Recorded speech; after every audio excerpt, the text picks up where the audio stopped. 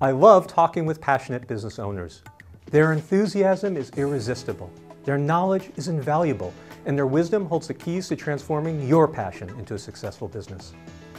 As a marketing strategist, I help people around the world innovate and grow their business. I'm Jay Hamilton Roth, and this is Business with Passion. Today's episode features guests whose businesses are inspired by nature.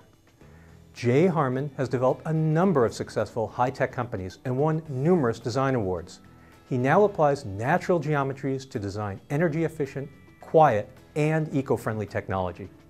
My long-term passion is to rehabilitate the earth, to mitigate the destruction that we've wrought in the last 300 or 400 years. And my approach to that is by copying nature. Nature is clean, green, and sustainable, and has already solved most of the problems that humans are facing. And so she is the master teacher. And if we can really focus in on the lessons that nature offers us, then we really do have a chance of restoring this Garden of Eden. I first discovered my passion when I was 10 years old. And I grew up beside the Indian Ocean, not far from the beach, so I used to run down to the beach every day after school, and I used to wag school a lot as well, whenever I could get away with it. And so whether it was rough weather or good weather, I was in the water surfing, or if the weather were good, I was snorkeling and watching fish swim and watching everything in nature. I was completely absorbed and obsessed with it. I wasn't interested in any other thing. And I was fascinated by movement, how fish swim and how seaweeds change their shape for waves to go past, so that the waves wouldn't break them off. And I noticed over a period of time that there was some commonality in all of these things, and how nature makes things go well, how fish swim so effectively. Well, I spent many years in wilderness areas. I spent many years studying comparative religion and mysticism.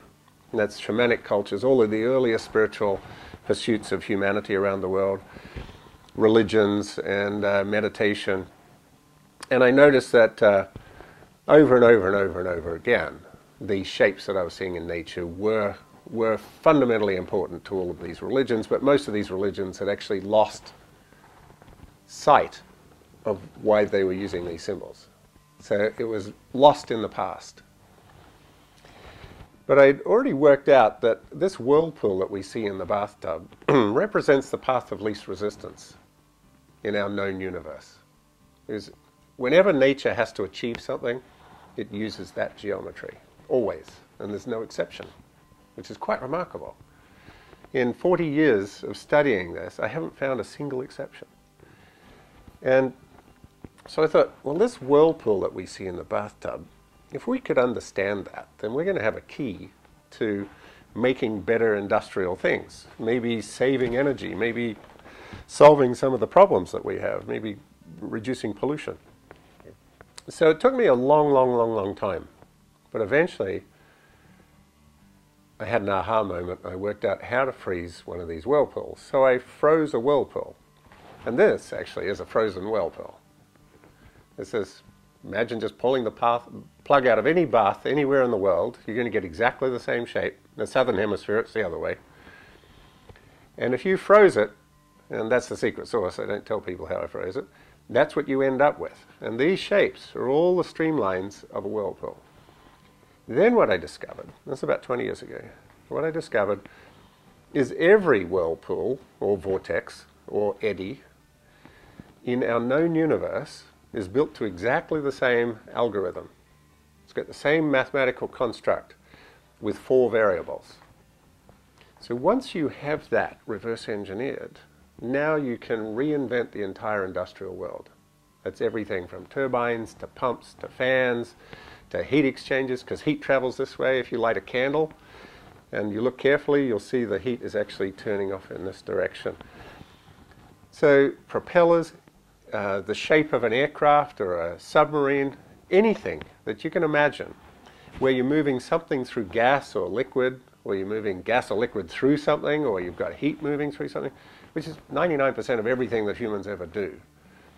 If you want to reduce the drag and the friction and the energy that's required to achieve that job, then the simplest thing in the world is to replicate this, because this is what nature uses everywhere, and nature is always much, much, much more efficient.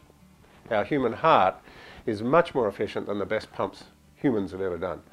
There's not an insect on that, there's not a living insect that any scientist on Earth can explain the flight efficiency of. Right? There is no scientist that can explain the swimming efficiency of a single fish or a tadpole or anything in nature. Because when you apply the understandings of science and technology, and you apply the Navier-Stokes equations and the math that people use for solving problems, all of that proves that nature cannot work. And yet nature works just fine, thank you. So we're coming at it from the wrong direction. And the world of science and technology takes the assumption that the shortest distance between this point and this point is a straight line. So therefore, if you want to use the least energy, you need to go in a straight line if you want to get from there to there. That's perfectly reasonable. Well, our entire thinking of the Industrial Revolution, of the modern age, is based on that. And yet if you look at the human cardiovascular system, there's 60,000 miles of plumbing. The most efficient plumbing and pump known to man, and there's not a single straight pipe in there. Now that's remarkable. What does that tell us? It tells us that the straight line thinking is wrong. It's like flat earth thinking. It's wrong. Works to a point, but it's very wasteful. Nature doesn't do it anywhere. Nature uses this geometry. So now we've reverse engineered it. That's what we're doing. So this company, the PAX group of companies, there's 7 companies that are doing all sorts of things, from fans to pumps, etc. And we're applying this to everything that we can think of. And typically, we can save about 1/3 of the energy of the best devices that humans are building today.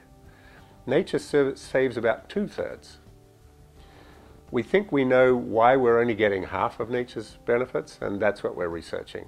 And we have 28 engineers, we have a whole bunch of PhDs and physicists, and we're looking really deeply into this. We're just at the beginning stages of it. How do I share this, this inspiration, or this amazing thing that I get to experience?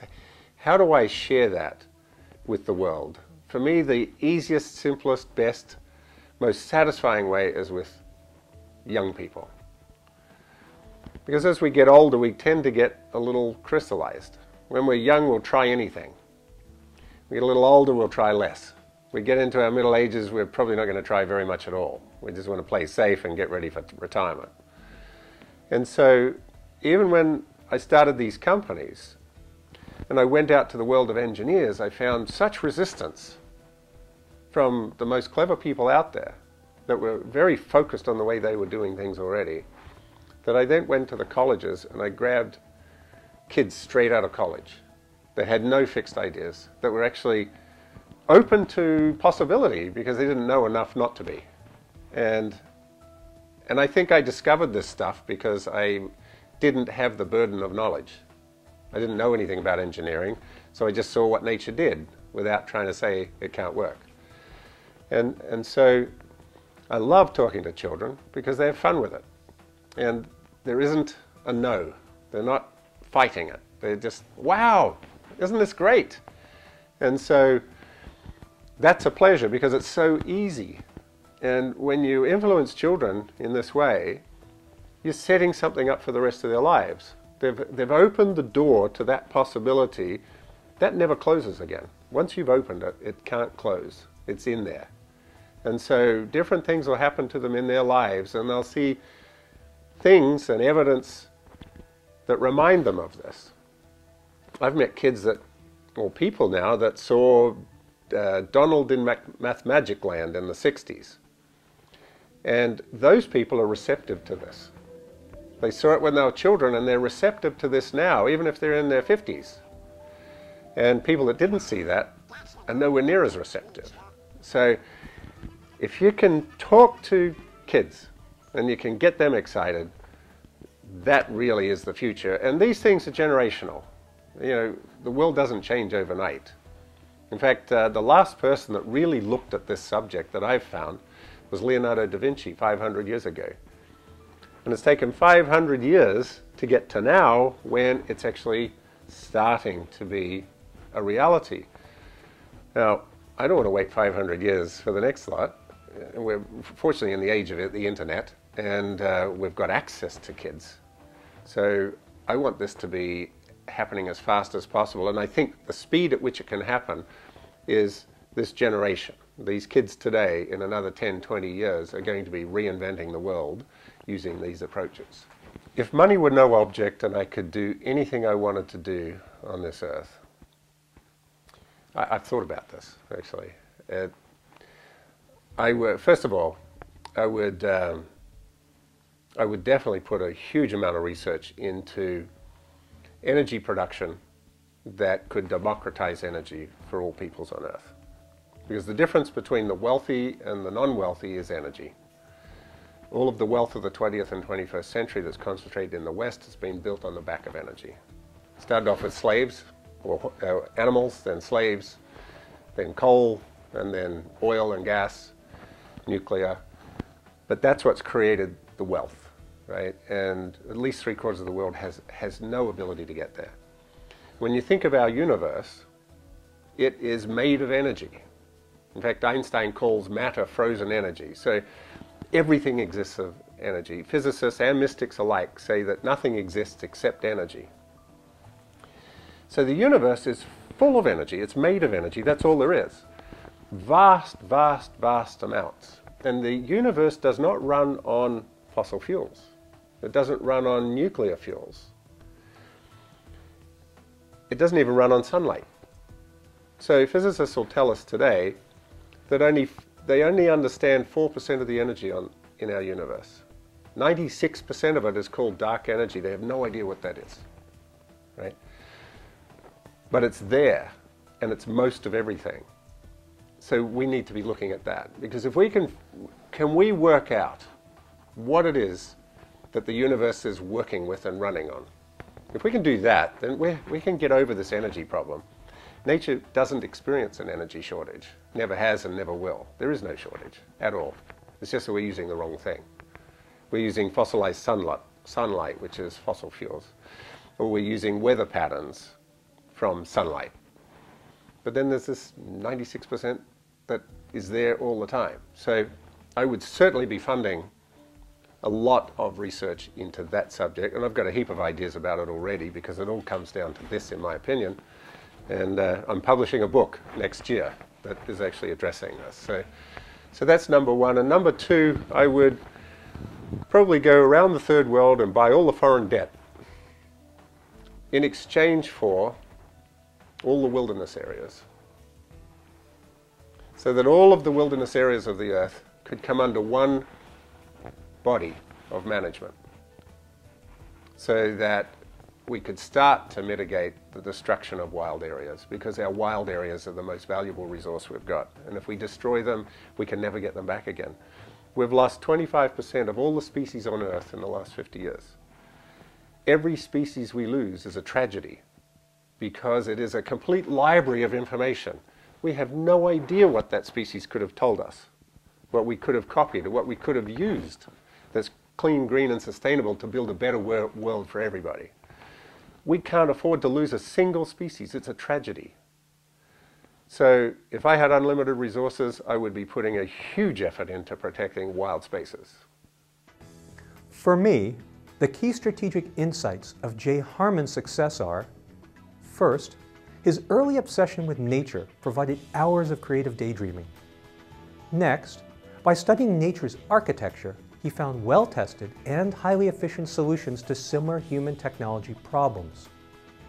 Lastly, his goal isn't simply to sell products, but is to rehabilitate the earth. My next guest, Bruce Hammond, is a general contractor that specializes in building high-quality residential and commercial projects, with particular emphasis on energy efficiency, resource conservation, and durability. He also certifies green building professionals in sustainable architecture and design. As a builder, my long-term passion is to be constructing in a way that doesn't do environmental damage. That's fundamental.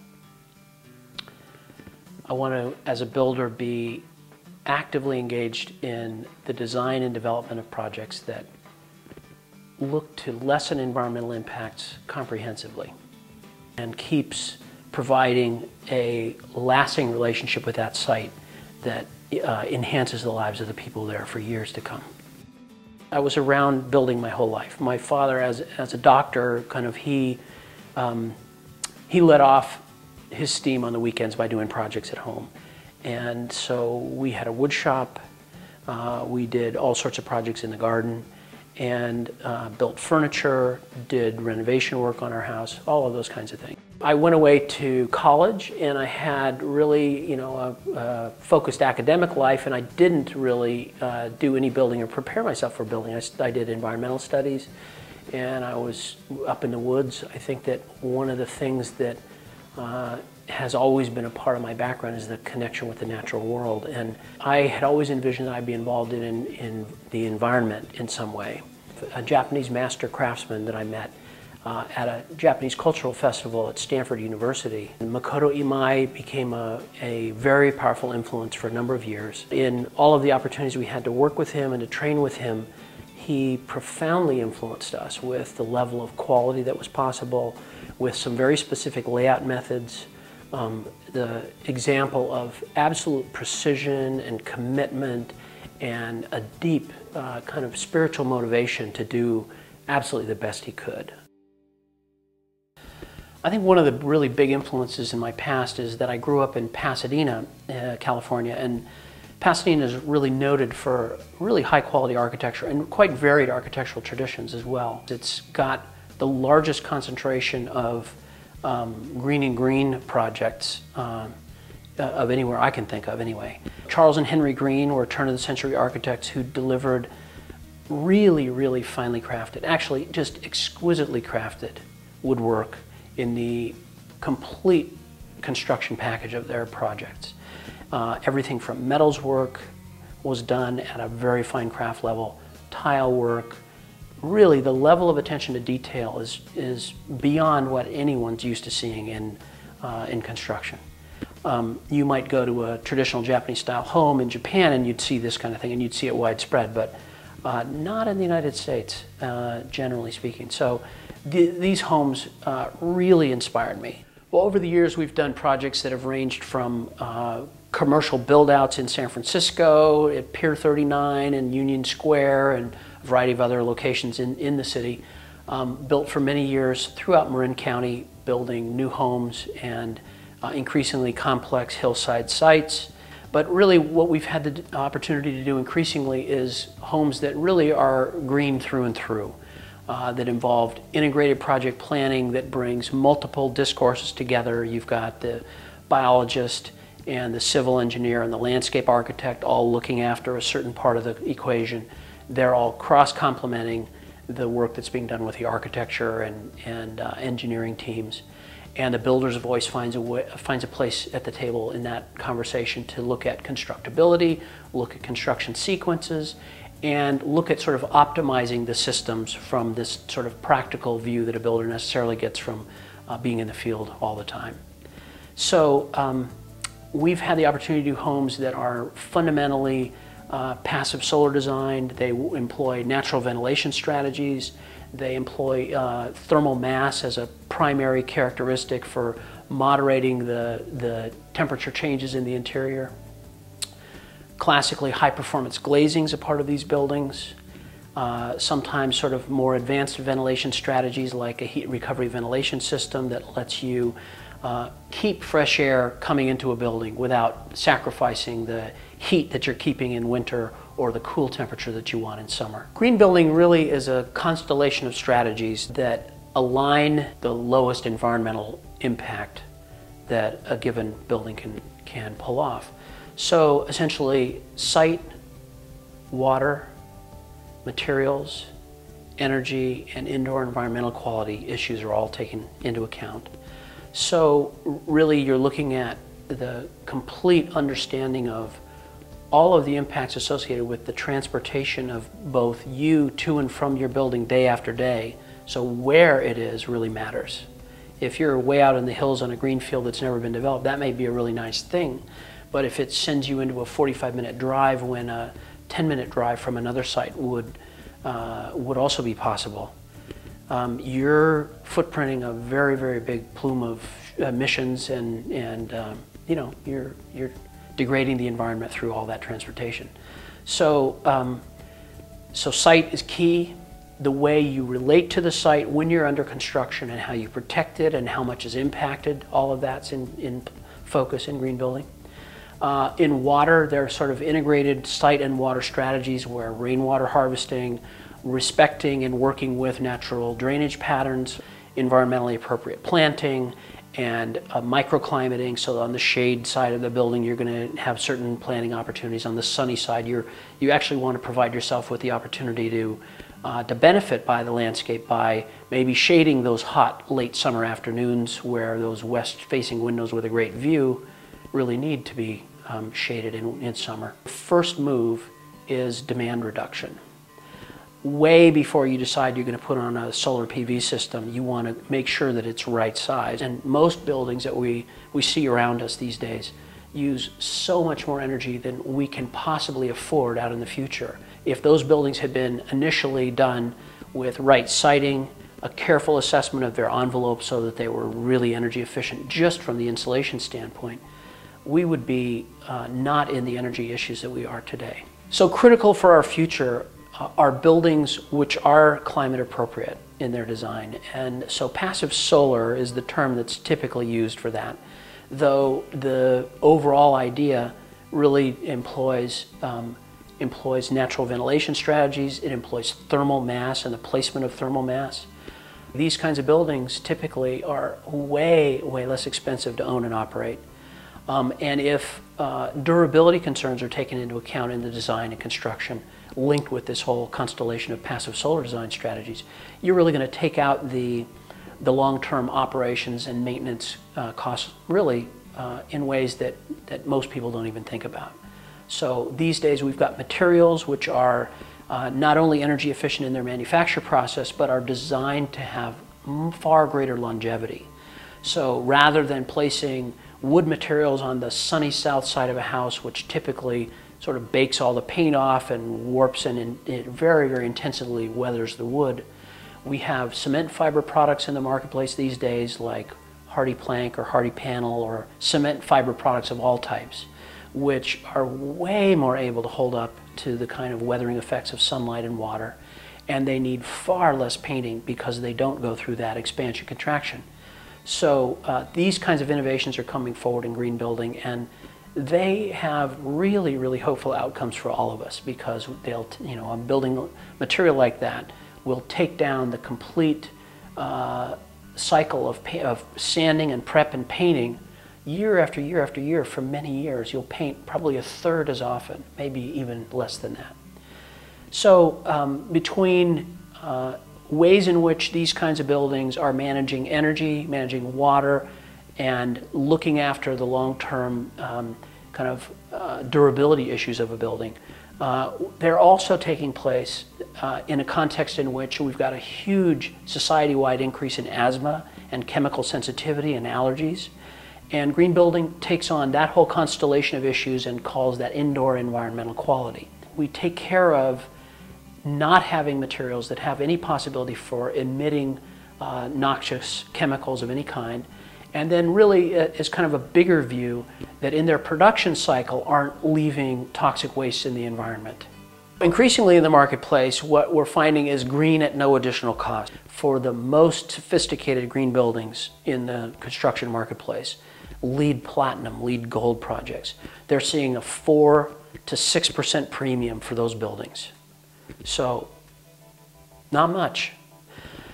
We hear all the time about, oh, somebody did this green building and geez, it was, you know, $800 a square foot, you know. Not all of that is because it's green. Some of that's because they're buying $45 a square foot tile that has, you know, nothing to do with whether it's green or not. It just is an aesthetic collection. Educational programming has become a main theme in what I'm about. I was one of 3 founding faculty for the Sonoma State University Green Building Professional Certificate Program, which really grew out of the work that the chapter was doing with delivering programming at the Environmental Technology Institute there. So increasingly, the touch point with people in my life around green building has been most satisfying in that educational environment. What's happening with people in their own lives, waking up to the necessity of addressing these environmental issues through really proactive action. We've trained people who are, involved in every aspect of municipal planning and the building inspection department, people who are municipal engineers. We've been involved in training many people throughout all the different engineering discourses, civil and mechanical and structural engineering, people who are in career transition, who are very interested to be a part of the solution, are all heading towards a deep level of training. That's a one-year program. We have currently embarked on a whole series of educational programs and started an educational company called Longview Education Associates. My colleague Pete Gang and I have been doing that now for the last year. And we're currently teaching at Autodesk in San Rafael, a 6-month program that has a very rigorous training process, a number of really highly skilled outside presenters, and a comprehensive overview of green building, as well as specific tactics and strategies. And I think if money were no object,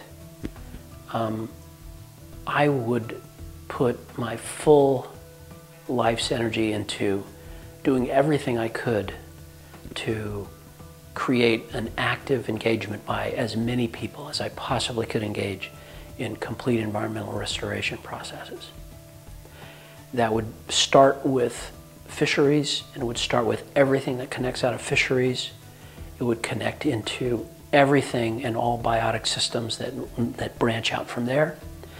And I think that we're in an emergency pattern with respect to CO2 emissions reductions, and so that's an obvious concurrent thrust. But I would say critically, all ecological indicators are that we are in dire straits. We need really highly engaged action, and whatever I could possibly do to support that, I would set it in motion.